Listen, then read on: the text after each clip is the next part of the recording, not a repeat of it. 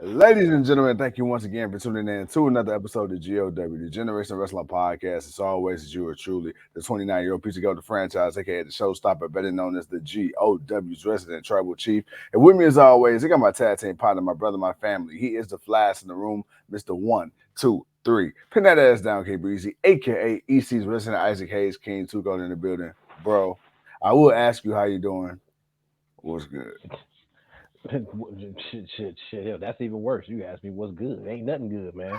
Uh, man, we just lost three straight. We just got our asses handed to us by the Knicks, and the Knicks ain't even that much better than us. Not to say they ain't got a player or two, but they are not that much better than us. Loco, man, what's good, man? We was good, man, till that Knicks game ended. Uh, and then we watched that bullshit Jade Cargill and Ty Valkyrie match. Which, yeah, if you can't tell, I'm in a kind of mood tonight, man. We shooting tonight, man. That Right. was just man. But Loco, man, good to see you, man. What's good with you, Yes, bro? sir. Loco. Oh, we got Fro in the building. Fro, Fro. Uh, ah, Fro, what up, Yeah, man? yeah, yeah, yeah. What's yeah, if the walls could talk, man, if the walls could talk. Uh uh Man. oh wow. Yeah. Wow. All right. Oh, Well, all right. Let's talk about the show at hand here. yeah. AEW I'm sorry. Dynamite. You and I, man, we got more things to talk about because there are some things in this show that had us like, what the hell? And surprisingly, no, not surprisingly, let's be honest. One of our favorite people to talk about, we're gonna talk about today, but boy, it ain't gonna be at the usual or highest blushing regards. Man, can't take it over. Man, dude. All right, so let me start off with what was good. Let me start off with what was good. I don't want to be too negative. I'm gonna be Yeah. negative, but let me start off with what was good, man. Bandito, Orange Cassidy. Yeah. Oh, that boy, my boy Takesha taking a screwdriver to the head for Omega.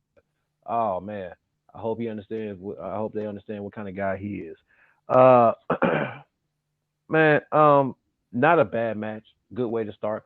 Orange Cassidy, our boy, going for his 20th title defense win. My Bro, who man would has have been thunk out it, here. dude? My Who would boy have was, hey, thought? look, man, we said, man, we want to see Tony put some respect on certain people's name, after so Yeah. long now in the company. It's been about 4 years. We want to see Orange Cassidy and quite a few others with titles on them, and we've gotten to see some of those people. And Orange Cassidy is Right. one of those people.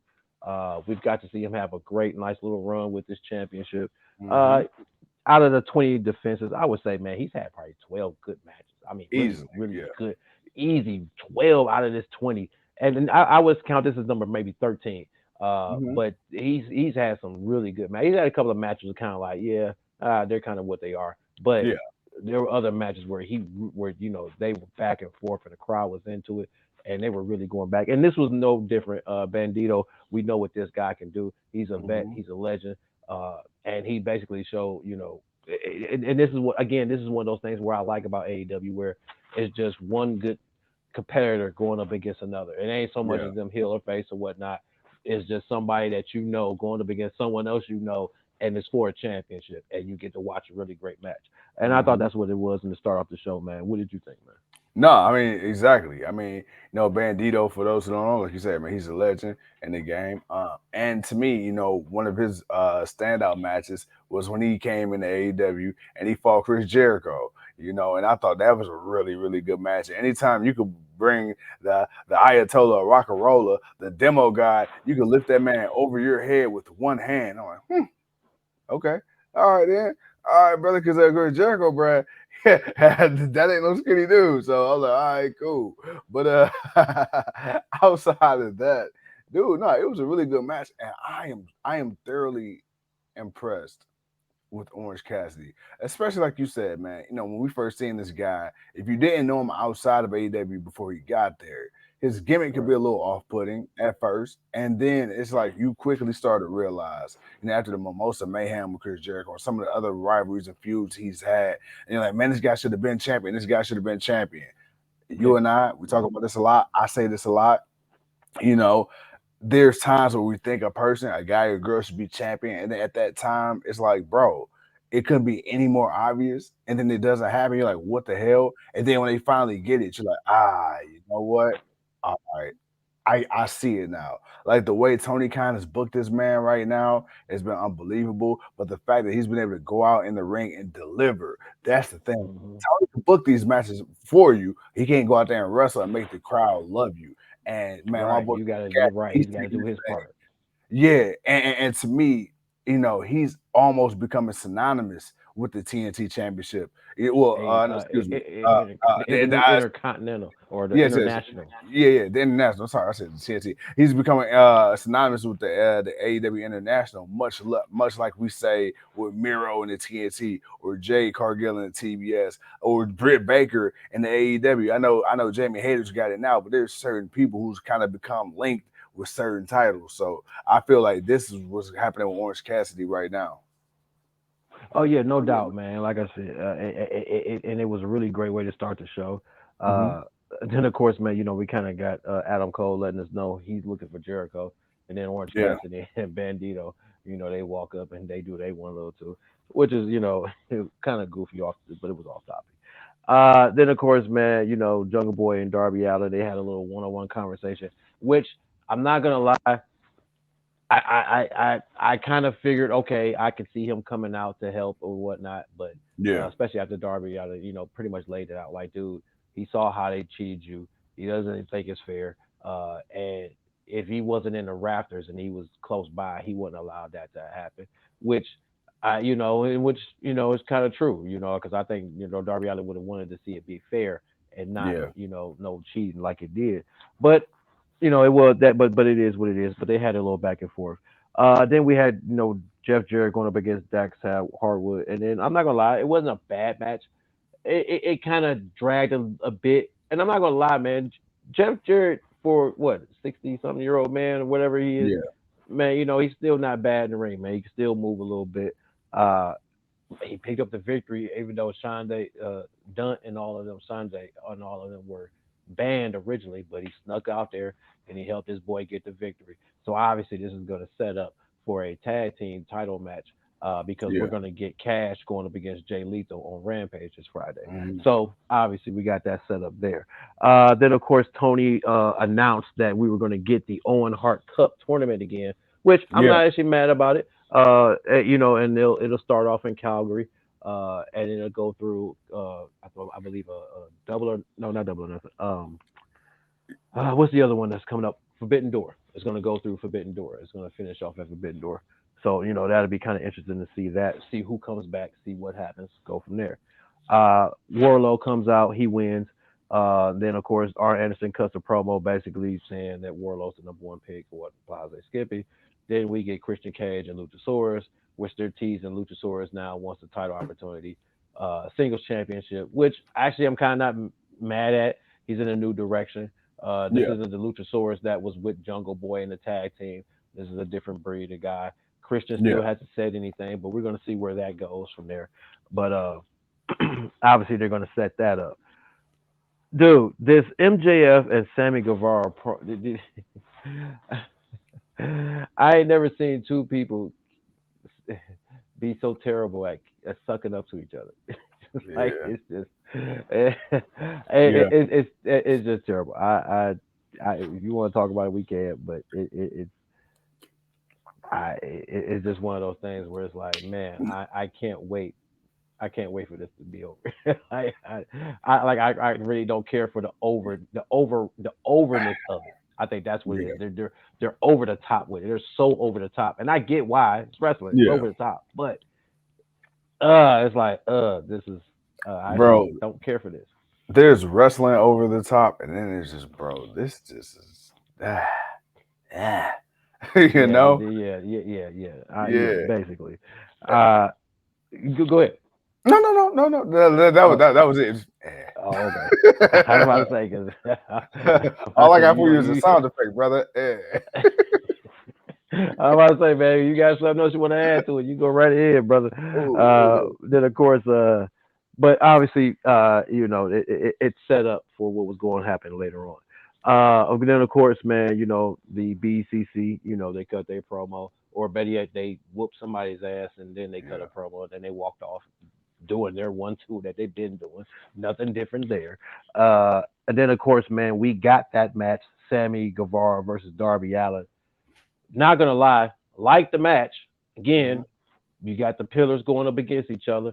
You got Right. Sammy, Right. you got Darby Allin. So, I thought they did their 1-2. Obviously, MJF came out for commentary, but then of course he left the table to interfere, which Hmm. cost Sammy, it cost Darby the match. But of Right. course, Darby was pissed because he asked Jungle Boy specifically, like, bro, like, have my back for this, man. So, because we don't want the same thing to happen twice. Right. But it looked like Jungle Boy was feeling some type of way, which and that's how I took it. Even before what we got told afterwards, I still feel like Jungle Boy was in his feelings, and that's why he didn't come out till afterwards. Like, dude, it was Yeah. already too late. Like, I can, and when Darby Allin was pissed with him and slapped his hand away, it was like, yeah, yeah, you supposed to slap your hand. Like, bro, I asked you to come out before all of this happened. This is Yeah. what I asked you to come out to help prevent. So I Yes. was I was kind of interested to see where that was gonna go. I figured that might lead to a one-on-one match at the pay-per-view, but that's not what we got. We got TK, who of course I uh, earlier a couple of times previous shows. I wouldn't be surprised if they're not going to go with a one-on-one, if they don't just Yeah. go out with a full-out fatal four-way. Well, it looks like that's what we're heading for. Even though Max mentioned it earlier when him and Sammy were doing their promo earlier before all the hugging and vest giving and Burberry scarf wearing and all that stuff, he had mentioned that that people say he's scared of a fatal four-way, but I'm like, okay, you didn't already threw it out there, so obviously we're looking at a Yeah. fatal four way because we're going to get a tag match next week. We're going to get Darby Allin. We're going to get Jungle Boy. They got to team together. They got to coexist. They got to come together and win this. And when they win it, they are added to the match. Therefore, it will be a fatal four way at Right. Double or Nothing for the AEW Championship. Which obviously, if you could, it probably should have been that in the first place. But you got to build it up. We still got to get to May 28th, man. I just realized, like, damn, we still in April. This we Yeah. still got literally a whole another month to Oh, go through. So long way to go. right. So thoughts on that, man. Just kind of the setup. Obviously, like I said, we got time to go, so they got to build up the story. But Right. pretty much, are you good with the potential of officially? We got to wait for it to be officially said of the Fatal Four Way for the AEW Championship. Yeah, man. I'm always good. I'm always good with that. AEW, if it's one thing AEW is gonna do, they're gonna build a storyline. Sometimes they may over drag it out, but they're gonna build it. And then, when it comes to big marquee matches, they're going to go ahead and they're going to do that right as well. Come on, anytime you're talking about, like an MJF or Darby, whoever the case may be, Right. it's gonna be a good situation. And I like right now Right. how AEW is in the position to where it's like, yo, you got these talent, these homegrown guys that you look forward to seeing. We can have these multi-men matches that doesn't have to have big names from outside companies, and I can thoroughly enjoy it and be invested in it and be invested in the future of AEW. So no, man. Hey, look, say what you want about certain storylines or certain promos or certain segments and stuff like that. But when it comes down to the in-ring product on a big show or a big pay-per-view, these guys deliver, and I'm excited, man. I'm excited. I'm ready to see, what's going on in AEW town. Well, I can tell you what's going on in AEW town. Adam Talk to Cole me. came out basically to challenge Chris Jericho, but Chris Jericho showed up on the Titantron. He did not come out, but the rest of the Yeah, JSA came out. And then Orange Cassidy and Bandito, being the good guys yeah, that they are, they came out to kind of help. But then we're like, man, who's going to be this fourth person to come out and help these guys as the bro, JSA is beating them down? And bro. my boy, I was wondering if this guy would show up, Woo. and boy, did he show up. Hey, no, he's a little rusty, but it's okay. He was overexcited. It's Yeah, a re-debut of a former Ring of Honor champion, a former yeah, NXT Cruiserweight and North American champion, yeah, Roddy Strong. He is yeah, officially all elite. That guy showed up to help his boy Adam Cole, and he put a nice little. Hey, he baby. delivered. he delivered a couple of those knees. He delivered some knee Yeah, shots. He definitely delivered on those. But Roddy Strong's all elite, man. Unfortunately, we know we don't have the whole entire former undisputed era because Fish yeah. is, I don't even think he's wrestling anymore. And then of course Kyle is still dealing with what he's dealing with. So right now, man, we got two fourths of the, or like I say, half. We got half of Yeah, the undisputed elite on the they got show. What do you? they got that. Hey, they got their 500th part of the elite. Right, exactly. What are your thoughts, man, on seeing Roddy Strong, man, and hopefully what's to come? Bro, first of all, I'm excited, dude. Because we were wondering, because in NXT they had something going with him and Diamond Mine. Hell, what's his name? Stokely Hathaway and Roddy Strong. Really to me Man, show man, promise. It showed promise in Diamond Mine. Then Stokely he got released from his contract, and then you kind of had the Creed brothers, Ivy now doing everything. Just like, well, where the hell is Roddy? And then his wife Marina, she's already in AEW. So I mean, if he had to go somewhere, that made sense. Of course, you got the history right, with him and Adam Cole and Kyle O'Reilly. Um, it right. would have been cool, man, to see, Bobby Strong, Bobby Fish with Strong and Cole and everybody like that. But hey, look, it is what it is. We got the three. I can't wait to see what they do. Um, and hopefully, he no disrespect to Bobby Fish, but I hope that Strong doesn't get that same treatment that Fish got in AEW. So I hopefully they don't put a think little more so. respect on his name, man.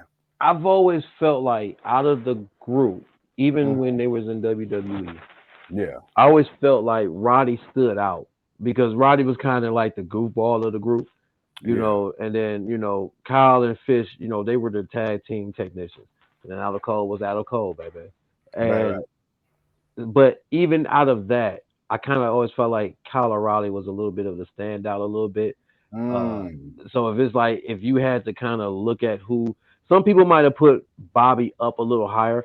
Me, he was always fourth. He was always the tail end of the group. Yeah, yeah, yeah, So when I think of Roddy Strong, knowing his style, knowing what he does in the ring and how he attacks and how he goes about what he yeah. does, I feel like that's a up for him. And for me as a fan, I Hmm. get to see him do those things. With Kyle, we got to see Kyle have a singles run, kind of on his own, and we wanted to see more of it. We already know Adam Cole, baby. It is Right, what right, it right, is. right. Uh, but Fish is kind of always seen like just that tag team guy. Like we didn't know about Kyle until we needed to see Kyle kind of have his own run. He didn't really do too much, but he had a good enough singles run, good matches. He fought for championships. He did his due diligence to where it show Right. you he could do it if they were ever to give him the right backing and push to do Yeah, it, and yeah, also him staying healthy. But I never felt that way about Fish. I never looked at Fish as being that one that was going to be like that most charismatic or that one that people were going to be like going bananas for. It's like there's a respect for him. There's a respect for him, right, but right, right. if I got to look at the popularity of the four, he was always at the bottom. Damn, man, you gonna do Bobby Fish fillet like that? Man, hell yeah, man. I told you, man. I already told you, man, what it was. And now I'm about to tell it like it is again. This next Uh-oh. match was trash. Uh, I'm, you know what? And I'm not even upset about the match. I'm more upset about the game. Uh, but it's just the fact that He's projecting, ladies and gentlemen. I am projected. Well, I'm not even going front. I'm projecting. Yeah, yeah, Uh,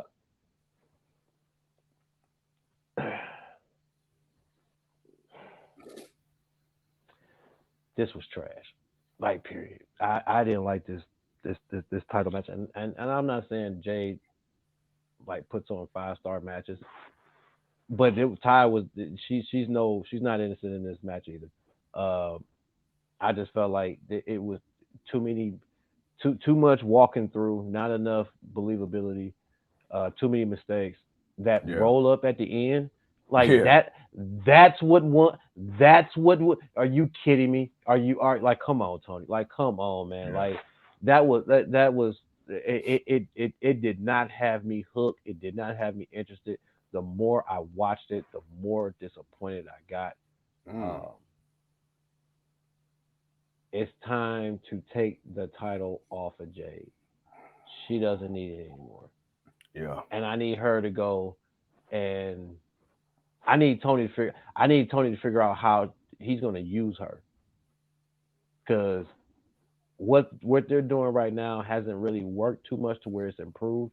Like, she's Mhm. gotten better as far as what she does in ring, but the delivery, the stamina, what I don't know what it is. It's something, but I need Tony to I need Tony to take her back and take a step back for a second.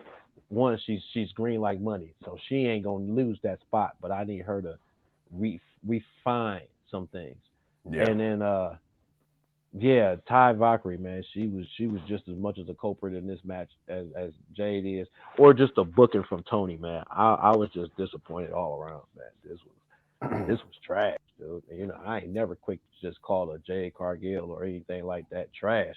I put some respect on the name, but I am deflecting. But I still did not like this match. It did not. I was really disappointed, especially that finish. I think that's what it is. That Yeah. finish was Yeah. such a horrendous finish that Yeah. it was like, no, man, that just made it worse. No, no, no. I mean, I was joking about the whole deflecting thing, but no, seriously. No, I wasn't. I'm deflecting. I'm pissed. No, I'm mad. Oh, I'm mad we lost that game. Oh no, I'm mad we lost. But I'm deflecting on the whole show. But no, Yeah. you was right about that. Nah, man. Yeah. I think it's one of them situations where I think at this point it's weird because they say make the title, don't let the title make you. And I feel like it's gotten to a point to where the title made Jade Cargill. Not because of her in-ring skills or anything like that. She's got a charisma, absolutely, Right, 100%. Movie star right. quality, Dwayne the Rock Johnson style. Let's go. She's got a certain swag. She's got a look, right? Yeah, but And that ego. she has every intangible, everything that the it factor is or could ever be. She has that. The only thing she does not have is the in-ring acumen, and that's going to come with time. She literally had her first ever professional wrestling match in AEW. So let's put this in perspective. Never wrestled on the Indies. Never really did Yeah, anything yeah. wrestling related outside of here. I think she had like a trial for NXT a while back, but as far as actual matches, AEW first ever. And to see the progression from that Cody Rhodes and Brandy segment till now as a character, outstanding. She caught her character quick. The character working at the Yeah. issue. It's No. it's the in ring. And I feel like once she's able to parlay that, bro, she can have a Hall of Fame career if she keeps on this trajectory. It's just right now, I feel like it's one of those things, and I hate to say it, but I'm gonna say it, I'm gonna be honest as we're shooting. I feel like she peaked too early. She peaked. That's what it is. Because here's the thing: where do you go from here? If she was going to lose, tonight would have been the night. Okay. And the fact that she didn't lose and she won, and the match fell as hard as it did, bro. There's no way Jade Cargill and Taya Valkyrie this match should have been as bad as it has been, regardless of how No, it green shouldn't. she is. Look No, it how shouldn't. experienced and good Taya Valkyrie is. So, like you say, they're both to blame. Um, I'm But not giving but up on Jade. I want to, but I didn't mean to do, but I want to, I don't want to throw all the blame on them. Like, yeah, they had to No, go no, out there no. and Yeah, execute it. yeah, Like, they had to go and execute it. But man, you said something, man. Like, she peaked, and that's where we got to get on Tony. Like, yeah, because we even there were a lot of things we questioned about, how they were doing her, how they were promoting her. Like, man, like, come on, TK, you were doing really good. You were progressing. Like, what's the change now? yeah. And I feel like she needs a true veteran wrestler in her ear, and Hmm.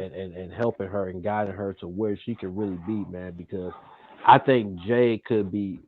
She's been dominant, but I feel like her dominance could have been way better. Yeah, yeah, It definitely could have had to step up, man. But it is what it is, there, man. But hey, look, we would I want to finish the rest of this, man, before we get out of here. Uh, of course, man. Again, I just that finish was just horrible. Jamie Hayter and Britt Baker basically cut a promo letting it be known, man, they are not done and out just because they're a little bruised and banged up. Don't mean yeah. the Outcast ain't gonna get them paws put on them, and they gonna put No, them paws on them. So that's gonna happen. Then of course, man, we get Jay and Juicy doing their doing their promo as they got a yeah, match or something coming on. And then of course, man, we got the main event, man. Kenny Omega, Takesha, aka my boy Takeshita, shit up, man. going up against Butcher and Blade in the main event. I don't know what my dog's barking about, so I'm sorry their background noise. But uh, I I I actually didn't have a problem with the tag team match. It was cool. Not saying it was it was you know classic or anything like that. It was Right, cool for what right, it was. Um, it was more, of course, but I think right. we all knew what the story was going to be, and that's what we got after it. After they picked up the victory, of course, man, Brian Danielson distracting them as the BCC come out and attack them, and of course, man, the Young Bucks they showed up to make things even, and they were getting ready to do to Moxley what they did to Heyman and Don Callis, but Takesha, man, he begged them to not, take the screwdriver and dig it into his head. But Yeah, that ended up giving the BCC an advantage over them, knocking them yeah, out. And then of course, Takesha, man, he's thinking he's with them. He's thinking or at least they're making him think he's with them. And he's yeah. like, no, I ain't with y'all. And they, of course, they ended up beating him up, and they ended up busting him up. And then of See what course, happened when you don't mind your damn business? right, but hey, that's because of Don Callis. That man, he was minding Yeah, his business. That was Don Callis. Don was bringing him in, pulling him into his business. That yeah, man got off the plane. He wasn't looking for Don Callis. Don Callis was looking for him. yeah, But no, but now that you had that, so of course they went into the ring. The elite to check on him, make sure he was all right. But and that's pretty much how the show went off. yes, sir. That's how that ended. They're obviously, man, the BCC, the elite, they're gonna have a 4 to 5 man off. I don't know what's gonna happen. I don't know if is it gonna be Takesha, is gonna be Hangman Page, which I think it should be Hangman, Yeah. but we'll see how that goes. Uh, but bro, just thoughts on just all of that main event, what happened after it, and then of course what we want to see from these two groups. No, I mean, first of all, we already know, man. It's gonna be on like a pot of naked bone, man. It's gonna be bloody. It's gonna be hardcore. It's gonna be intense. You got nothing but studs in this whole situation. So, as far as the booking and all that, I'm not worried about that. Takeshita, again, upstart. I've been in love with the guy ever since he laid foot at AEW. I'm like, man, this Hmm. guy, he's got such a unique presence. He's one of Yeah, those guys, man, where you look at him, you like, bro, you're something. I kind of look at Takeshita in the way that Vince and Triple H look at Austin Theory. When I look at this guy's size and I look at his build, I'm like, okay, physically, he got it. The way you look, he got it. But in the ring, man, his in ring is just it's top tier. It's definitely top yeah, tier. And he got his own little swag. My guy, he's a guy that he's very believable. He can go in there. I can see him in a one-on-one with a Jungle Boy, and at the same time right. go in the ring with a guy that's as nuts and as wild as a Moxley or Eddie Kingston and still be believable and feel like my boy Hmm. got a dog in the fight. So Most definitely, nah, most that's definitely. cool. That whole little segment, everything, that whole little situation was cool. I'm looking forward to seeing what they do coming up soon as far as battle wise in the ring. But other than that, man, like you said, tonight was a pretty solid dynamite. There's as always, there's some things you can nitpick, but overall, I thought the show was pretty cool, man. We definitely seen a lot worse.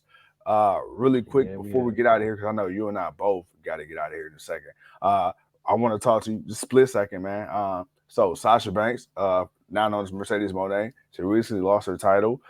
She also put out there that she ain't done yet. She coming back, but she also hinted at Tony Khan, hey, for Bandor coming up, all you gotta do is make the call, Unc. So you got that possibility. And then you got her tag team partner, former tag team partner, Naomi, now known as Trinity, who is scheduled to debut in Impact Wrestling. this week. So it looks like she found a new home in the wrestling scene there as well. So I'm curious to see how that goes. Because if anybody knows about the Impact Women's Wrestling division, I mean, to me, I still think they got the best division in the world.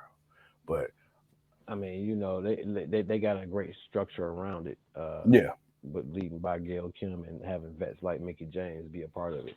hmm, That's just what it is. You got great veterans that know the business, and again, it is what it is. But no, I saw that she lost her championship, and people were giving her crap for it. But I'm like, y'all do realize she did defend that championship like 2 or 3 times before she lost it.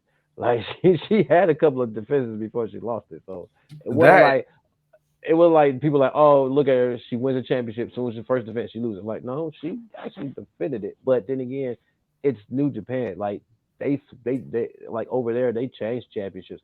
Not too many people hold on to a title for a long period of time. Like yeah. the competition there is stiff. Like it's bad.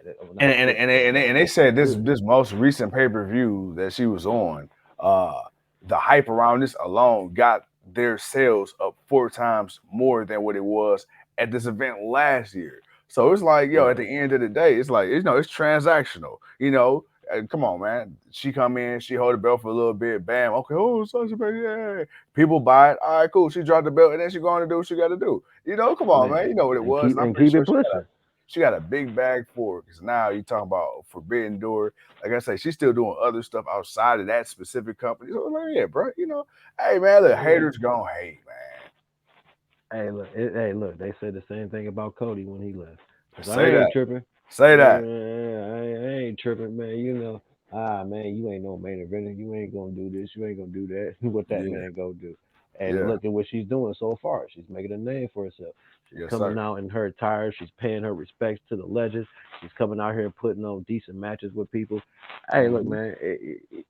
People want to hate on her because they felt that she was a whining, complaining person in WWE. But man, don't get me wrong. The injuries, yeah, the injuries hurt. Not gonna lie that the injuries didn't hurt, but I understood her point because it's not like when Sasha Banks was in NXT, and she found that niche to be the boss. She was Yeah. one of the top people on the show. When she got drafted up to Raw, and it was her and Charlotte Oh Flair, yeah.